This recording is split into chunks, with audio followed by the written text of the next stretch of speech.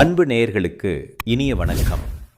ரிஷபம் ராசிக்கார நேயர்களுக்கு நம்ம இன்னைக்கு வீடியோ பதிவுக்கு முழுமையாக போகிறதுக்கு முன்னாடி முருகரை மனதார வணங்கிட்டு வீடியோ பதிவுக்குள்ளே போகலாங்க. ஓம் முருகா போற்றி, ஓம் முருகா போற்றி, ஓம் முருகா போற்றி. என்னை காக்கும் முருகனே போற்றி. நல்லதே நடக்கும், நல்லது மட்டும்தான் நடக்கும். நம்மளோட ரிஷபம் ராசிக்காரங்களை பொறுத்த வரைக்கும் இவங்க கற்பனை உலகத்தில் வாழ்ந்துக்கிட்டு இருக்காங்க. இவங்களை பொறுத்த வரைக்கும் தாம் மட்டும் நல்லா இருக்கணும் அப்படிங்கிற சுயநலமெல்லாம் கிடையாதுங்க. தன்னை சுற்றி இருக்கிற எல்லாருமே நல்லா இருக்கணும் அப்படிங்கிற பொதுநல குணத்தோட இவங்க வாழ்ந்துக்கிட்டு இருக்காங்க. இவங்க நட்புக்கு முக்கியத்துவம் தருவாங்க. அதே நேரத்தில் நண்பனுக்காக உயிரை கொடுக்கக்கூட இவங்க தயங்க மாட்டாங்க. இவங்களை பொறுத்த வரைக்கும் சமுதாயத்தில் ஒரு மாற்றத்தை கொண்டு வரணும் அப்படிங்கிறதுக்காக இரவு பகல் உறங்காமல் உழைச்சிக்கிட்டே இருக்காங்க. முறி விலகாத அம்பு போல குறிக்கோள் தவறாமல் இவங்க வாழ்ந்துட்டுருக்காங்க. தாயை போல அன்பு உள்ளம் படைத்தவங்களாக இருக்காங்க நம்மளோட ரிஷபம் ராசிக்காரங்க. இவ்வளவு அருமையான நற்குணங்களை கொண்ட ரிஷபம் ராசிக்கார அன்பர்களே, எல்லாரும் நலமாக இருக்கீங்களா? எங்கம்மா, நீங்கள் வேற எங்களை பார்த்து இப்படி ஒரு கேள்வி கேட்குறீங்களே. எங்களை பார்த்தா நலமாக இருக்கிற மாதிரியாக தெரியுது. எங்கள் வாழ்க்கையில் ஒவ்வொரு நாளும் பலவிதமான பிரச்சனைகளை எதிர்கொண்டு வாழ்ந்துக்கிட்டு இருக்கோம். நாங்களே ஏன் பிறந்தோம் அப்படின்னு கஷ்டப்பட்டுட்ருக்கோம். எங்களை பார்த்து நலமாக இருக்கீங்களாங்கன்னு ஒரு கேள்வி நீங்கள் கேட்டுட்டீங்களே அப்படின்னு நீங்கள் கண்ணீர் விடுறதே எனக்கு புரியுதுங்க ரிஷபம் ராசிக்காரர்களே. இனி வரக்கூடிய காலங்களில் உங்கள் வாழ்க்கையில் இருக்கக்கூடிய இந்த இக்கட்டான சூழ்நிலை எல்லாமே காணல் நீராக மறையப்போகுது. உங்களுடைய கனவுகள், ஆசைகள் எல்லாமே நிறைவேறப் போகுது. திருமணமாகாதவங்களுக்கு திருமண தடை நீங்கி திருமணம் நடக்கப் போகுது. குழந்தை பாக்கியம் இல்லாதவர்களுக்கு குழந்தை பாக்கியம் கிடைக்கப் போகுதுங்க. இது நாள் வரைக்கும் உங்களை வேண்டாம்னு உதறி தள்ளிட்டு போன சொந்த பந்தங்கள் எல்லோருமே இனி வரக்கூடிய காலங்களில் உங்களை தேடி வரப்போகிறாங்க. உங்களுடைய உடல்நிலை ஆரோக்கியமாக இருக்க போகுது. உங்கள் கையில் பணப்புழக்கம் அதிக லெவலில் இருக்க போகுதுங்க. உங்கள் வாழ்க்கையே அருமையான வாழ்க்கையாக மாறப்போகுதுங்க. ராசி மண்டலத்தில் இரண்டாவதாக இருக்கக்கூடிய ராசி தாங்க நம்மளுடைய ரிஷபம் ராசி. ரிஷபம் ராசியில் கார்த்திகை 2, 3, 4ஆம் பாதம், ரோகிணி, மிருகசீரிசம் 1ஆம் பாதம், 2ஆம் பாதம், இந்த ராசியில் அடங்குங்க ரிஷபம் ராசிக்காரங்களுடைய அதிபதி சுக்கிர பகவானுங்க. ரிஷபம் ராசிக்காரர்களுக்கு நட்பு ராசியாக இருக்கக்கூடியவங்க யாருன்னு பார்த்தீங்கன்னா மிதுரம், மகரம், கன்னி, கும்பங்க. ரிஷபம் ராசிக்காரங்க உரி விலகாத அம்பு போல குறிக்கோள் தவறாமல் வாழக்கூடியவங்களாக இருக்காங்க. இவங்களை பொறுத்த வரைக்கும் சமுதாய மாற்றத்துக்காக இரவு பகல் உறங்காமல் இவங்க உழைச்சிக்கிட்டே இருப்பாங்க. இனி வரக்கூடிய காலங்களில் ரிஷபம் ராசிக்காரங்களுடைய வாழ்க்கையில் கவலை, கண்ணீர் அதுக்கெல்லாம் துளிக்கூட இடம் கிடையாதுங்க. நீங்கள் எந்த அளவுக்கு உழைக்கிறீங்களோ அந்த அளவுக்கு உங்களுக்கு தொழில லாபம் கிடைக்குங்க. இந்த 2026ஆம் ஆண்டு ரிஷபம் ராசி அன்பர்களுக்கு சாதகமான பலன்களை தரும் ஆண்டாக அமையுங்க. ரிஷபம் ராசிக்கு 2ஆம் வீட்டில் குரு பகவான் அமர்ந்திருக்கிறதுனால எதிரிகளிடம் இருந்த வம்பு வழக்கு, கடன் தொல்லையெல்லாம் நீங்கும். குருவின் பார்வை 8ஆம் இடமான கசப்பான சம்பவங்கள் நிறைந்த இடத்தை பார்க்கறதுனால உடல், மனம், குடும்பம், மனைவி, மக்களால் ஏற்பட்ட சிரமங்கள் எல்லாமே உங்கள் வாழ்க்கையில் குறைய போகுதுங்க. 2026ஆம் ஆண்டு உங்கள் வாழ்க்கையே சொர்க்க வாழ்க்கையாக மாறப்போகுதுங்க. பணவரவு, குடும்ப மகிழ்ச்சி, சொத்து சுகம் எல்லாம் உங்களுக்கு கிடைக்க போகுது. உங்கள் வாழ்க்கையில் நல்லதெல்லாம் அடுக்கடுக்காக நடக்க போகுதுங்க. இடமாற்றம், தொழில் மாற்றம் எல்லாம் உண்டாக போகுது. நண்பர்கள் மூலமாக வாழ்க்கையில் ஒளிவிளக்கு ஏற்பட போகுது. பொருளாதார கஷ்டங்களுக்கு இரக்க சிந்தனை கிடைக்க போகுது. சனி பகவான் ரிஷபம் ராசிக்கு 11ஆம் இடத்தில் அமர்ந்து பணவரவை அதிகரிப்பார். சனி பகவான் இருந்த வீட்டை விருத்தி செய்வார் என்பதால் எதிர்பாராத பணவரவுகள் அதிகரிக்கும். தொழில் மற்றும் உத்தியோகத்தில் சாதகமான நிலை இருக்கும். நீண்ட நாட்களாக எதிர்பார்த்த ஊதிய உயர்வு கிடைக்க வாய்ப்பிருக்கு.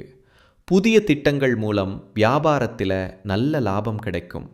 பணவரவு சீராக இருக்கும்.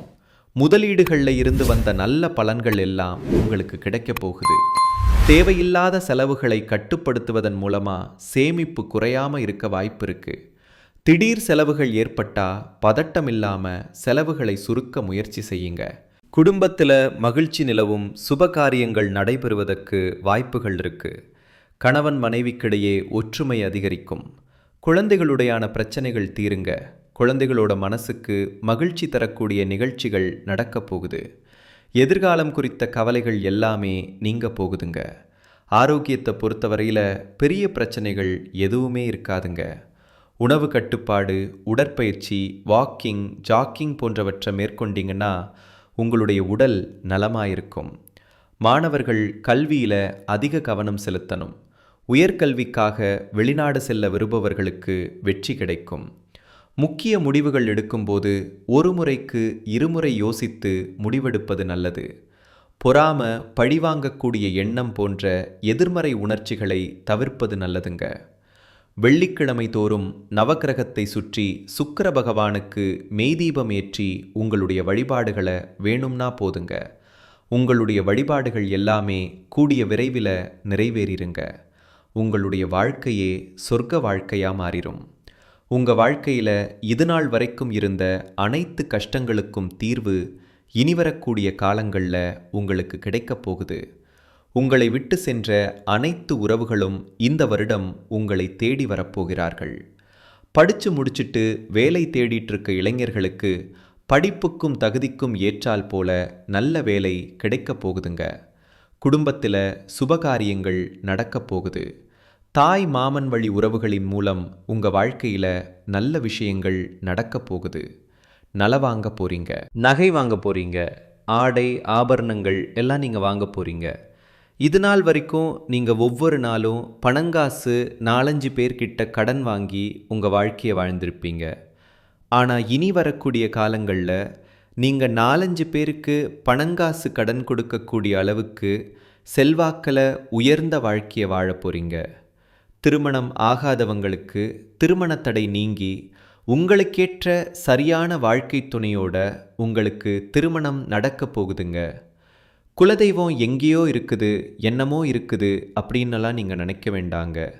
நீங்கள் எங்கே இருந்தாலும் ஒரு தீபம் ஏற்றி வச்சு அந்த தீப ஒளியில் தெய்வங்கள் இருக்கிறாங்க அப்படின்னு நினச்சி வழிபாடு செய்யுங்க. குலதெய்வமே தெரியாவிட்டாலும் வீட்டில் தீபம் ஏற்றி வச்சு ஏதாவது ஒரு நல்ல நாளில் குலதெய்வத்தை நினச்சி வழிபாடு செய்யுங்க. குலதெய்வ வழிபாடு குலம் காக்குங்க. குலம் தலைக்கும் முதல்ல குலதெய்வம், அப்புறம் இஷ்டப்பட்ட தெய்வம், அப்புறம் உங்களுக்கு விருப்பப்பட்ட தெய்வங்க. எந்த கோயிலுக்கு போனாலும் என்ன பண்ணாலும் ஏற்றமில்லை அப்படின்னு நீங்கள் சொல்லுவீங்க. தினமும் எந்திரிச்ச உடனே சூரிய பகவானை நமஸ்காரம் பண்ணுங்க. அவங்களுடைய அனுக்கிரகம் இருந்தால் போதும். மற்ற கிரகங்கள் எல்லாம் சாதகமாக இல்லைனா கூட பரவாயில்ல. அந்த சூரியனுடைய பிரகாசம் உங்கள் வாழ்க்கையவே பிரகாசமாக மாற்றிருங்க. அந்த வெளிச்சம் உங்களை வந்து சேருங்க.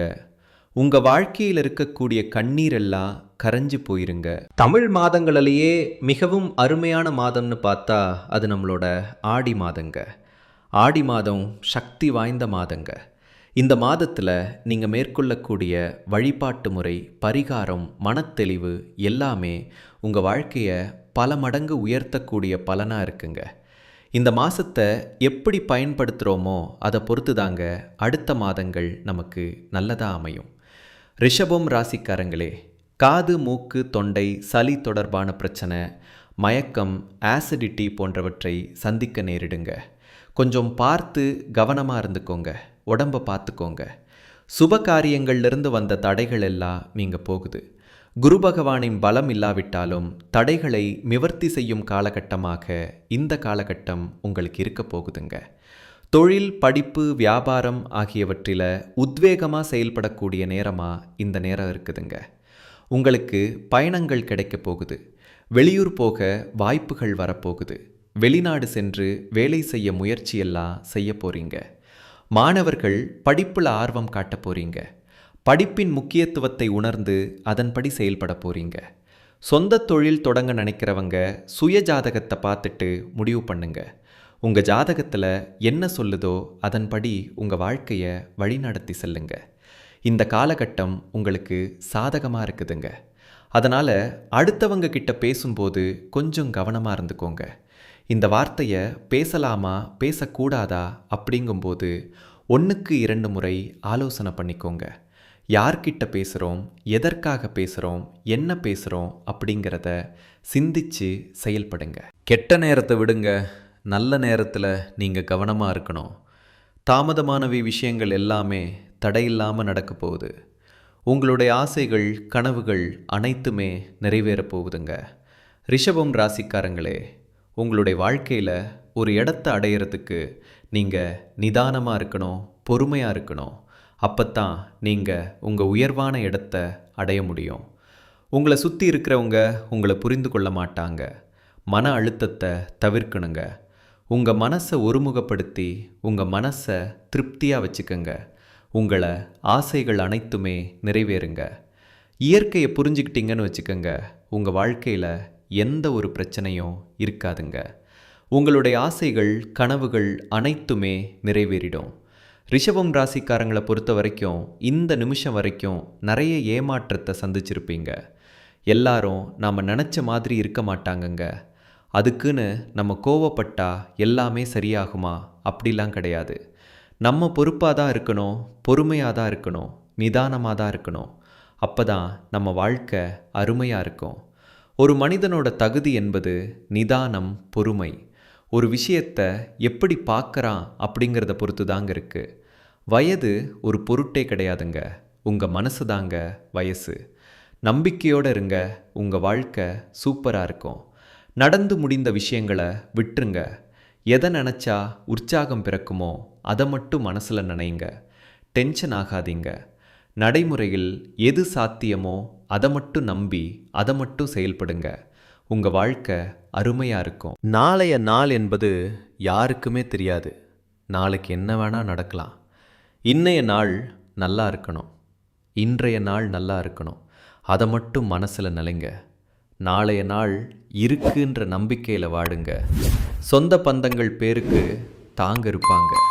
நம்மக்கிட்ட நல்லது கெட்டதுக்கு மட்டும்தான் வருவாங்களா?